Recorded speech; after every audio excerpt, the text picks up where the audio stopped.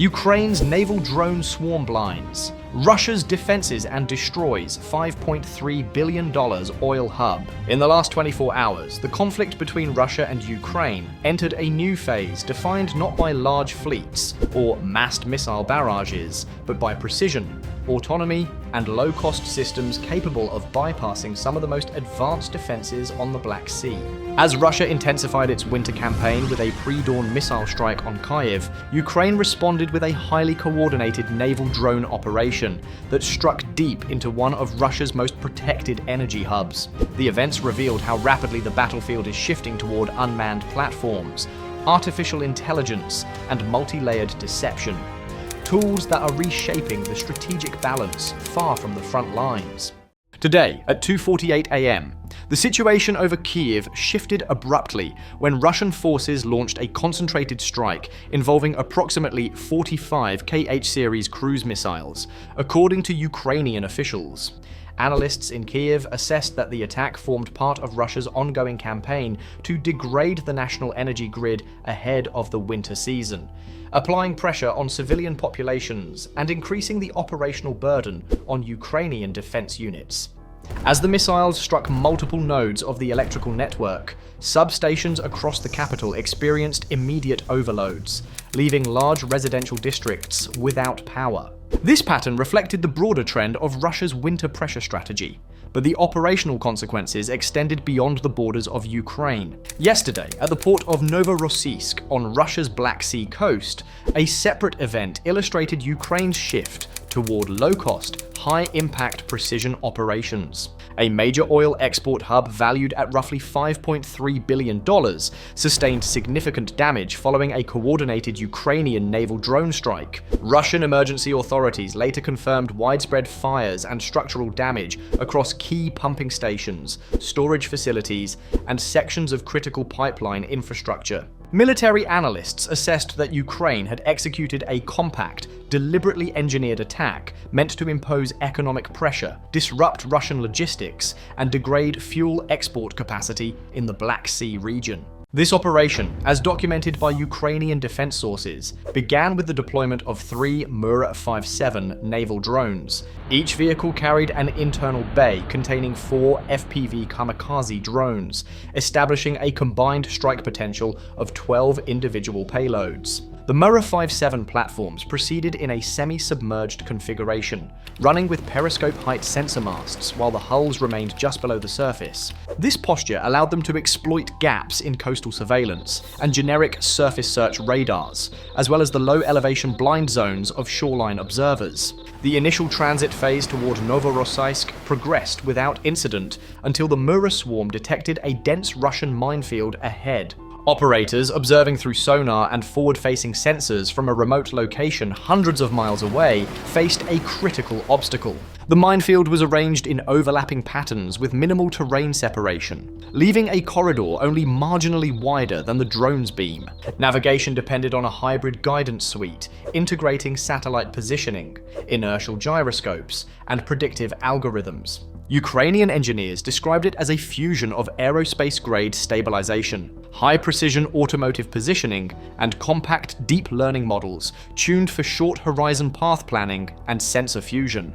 This combination enabled the swarm to calculate extremely narrow movement vectors and maintain precise alignment. Ukrainian officials later emphasized that the swarm's route selection relied on real-time data rather than pre-programmed pathways, allowing the drones to adjust to subtle variations in underwater obstacles. As a result, the Murra platforms cleared the minefield intact. Approaching Novorossiysk, the drones entered an area protected by multiple layers of air defense. The region included an S-400 battalion supported by Pantsir S one-point defense systems embedded into the hills surrounding the port. These systems formed a layered, integrated network optimized for high volumes of aerial targets. However, Ukrainian planners did not attempt to challenge the defenses directly. Instead, they implemented a deliberate diversion using the first of 2 Neptune cruise missiles, with the second routed on a time-delayed profile to arrive later in the operation.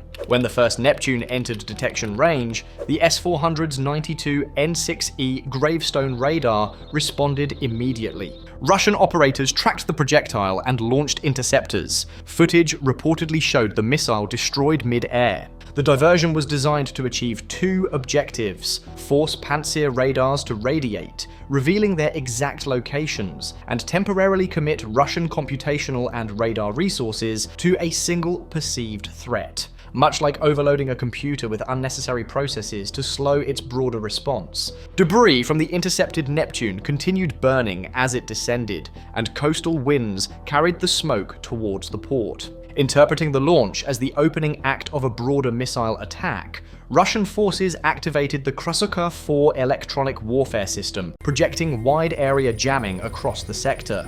Conventional unmanned systems relying on GPS or radio control would have been neutralized. However, the Murra platforms were operating in an RF silent, autonomy first mode, INS plus visual sonar odometry, so their navigation remained stable. By this stage, the smoke column produced localized convection and gusts over the port approaches. When the Murra platforms deployed their internal FPV drones, operators observed that the small airframes were immediately affected by turbulence.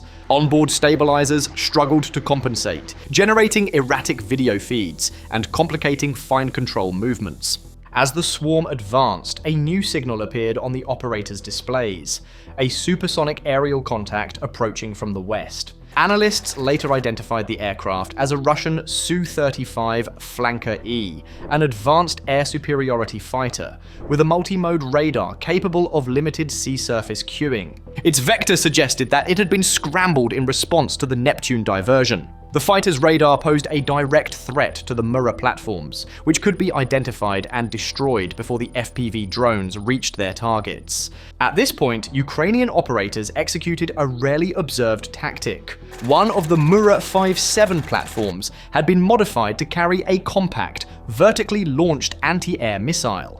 When the Su-35 initiated a low-altitude identification pass over the water, the Murra fired. The missile employed an infrared seeker and locked onto the Su-35's twin-engine heat signature. The resulting explosion reportedly forced the aircraft into the sea, an incident Ukrainian sources assess as among the first documented cases of a naval drone engaging and downing a fast-moving fighter. However, the launch exposed the Murra's position due to the rocket motor's heat signature, increasing the likelihood of Russian counter-detection. Despite this risk, the operation continued. The FPV drones, now fully deployed, moved toward their designated targets. Control architecture shifted from human input to a centralized artificial intelligence system responsible for coordinating the swarm. This system fused sensor data and replanned flight paths in milliseconds to mitigate losses caused by turbulence, Russian jamming, or defensive cannon fire.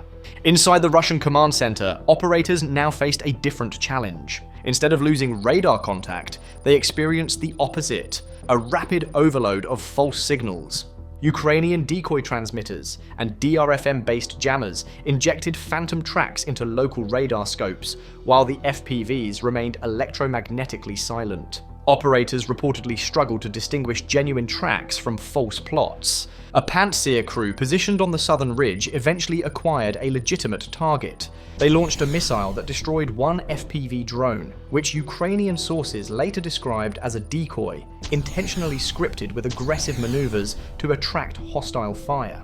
The proximity detonation produced blast-induced turbulence that briefly upset two nearby FPVs. For a short moment, both appeared to tumble, but the AI redistributed processing resources, adjusted trajectories, and recovered them towards secondary targets. As the drones closed in, Russian defensive cannons opened fire. The Pantsir's 30mm rounds lit the sky, but the swarm's low altitude, small radar cross-section, and high maneuverability made interception difficult. The drones approached from multiple axes, dividing defensive attention. At the very same moment, the second, time-delayed Neptune, launched as part of the initial diversion plan, struck the 940-foot tanker Arland. The impact generated a towering column of fire. Russian observers naturally focused on the destruction of the tanker, but the true objective lay elsewhere. 4 FPV drones equipped with thermobaric warheads targeted storage tanks numbered 7 and 8. Their fuses included a brief delay, allowing each warhead to penetrate the steel roof before detonation. The resulting blasts produced temperature spikes of several thousand degrees